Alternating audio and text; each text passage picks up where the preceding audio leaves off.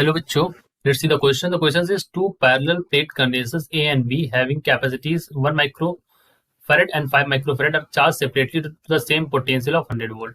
Now the positive plate of A is connected to the negative plate of B and the negative plate of A is connected to the positive plate of B.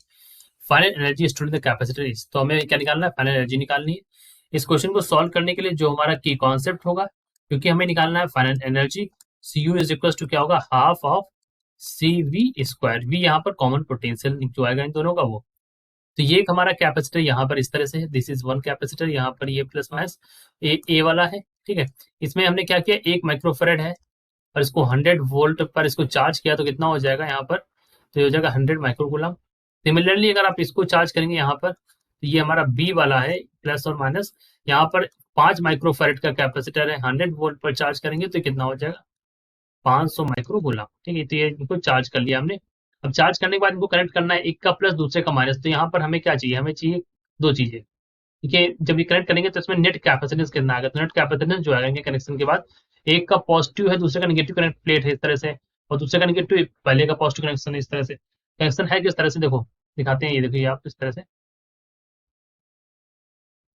एक का positive दूसरे का negative, और उसके बाद ये इसका negative जो है, इधर नेगेटिव यहाँ गया ऐसे, तो यहाँ पर जाके इसके पॉजिटिव है. ठीक है. और ये वाला इसके नेगेटिव में जाकर कैसे जोड़ दिया हमने. ठीक है. तो कनेक्शन कुछ इस तरह से हमारा, जैसे डायग्राम में बोल रखा है. ठीक है. ध्यान रखिएगा इस तरह से हमारा ये कनेक्शन है. तो इस समय नेट कैपेसिटी निकालेंगे तो एक हो जाएगा 1 × 10⁻⁶, एक तो ये हो जाएगा. और प्लस कितना है, 5 का है एक, एक का एक 5 का है, तो 5 वाले में भी ऐसे कर देंगे. जब उसको जोड़ेंगे तो क्या हो जाएगा, 6 × 10⁻⁶. ये तो नेट कैपेसिटेंस आ गया. ठीक. अभी आपको क्या निकालना है, माइक्रोफेरेड में रहेगा. अभी आपको वी भी निकालना है. तो वी यानी कि कॉमन पोटेंशियल निकालना है. सो कॉमन पोटेंशियल कैसे निकालेंगे, वी इज इक्वल टू क्या होगा यहाँ पर, वी इज इक्वल टू होगा C2V1 minus C1V1 divide by C1 plus C2. ये वैल्यू होती है. तो कॉमन पोटेंशियल निकालते हैं बच्चों यहाँ पर, तो हम निकाल सकते हैं. We can write this as V is equal to C2V2 सबकी वैल्यू तो पता ही है, तो 5 × 10⁻⁶. V1 की वैल्यू पता है, यहाँ पर क्या है, V2 की वैल्यू भी पता है 100 है, और C1 की वैल्यू है 1 × 10⁻⁶. V1 की वैल्यू पता है 100 है, और इसको डिवाइड कर लीजिए C1 प्लस C2 यानी 6 × 10⁻⁶. C1 प्लस C2 भी तो हमारा सी नेट हो जाता है यहाँ पर. तो इसको सॉल्व कर लीजिए.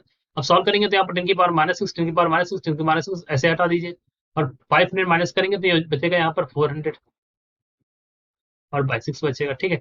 इसको आप 200/3 भी लिख सकते हैं. तो U इज इक्वल टू यहाँ पर निकालेंगे तो 1/2, C की वैल्यू निकालेंगे तो हो जाएगा 6 × 10⁻⁶, और इसकी वैल्यू निकालेंगे तो हो जाएगा 200/3 का होल स्क्वायर. जब हमने इसको सॉल्व किया, सॉल्व करने पर वैल्यू जो आई है वो आई है 1.33 10⁻⁻² जूल. तो यही हमारा आंसर हो गया, 1.33 10⁻³ joule. Option number D. This is our answer. I hope you understood it well. Best of luck.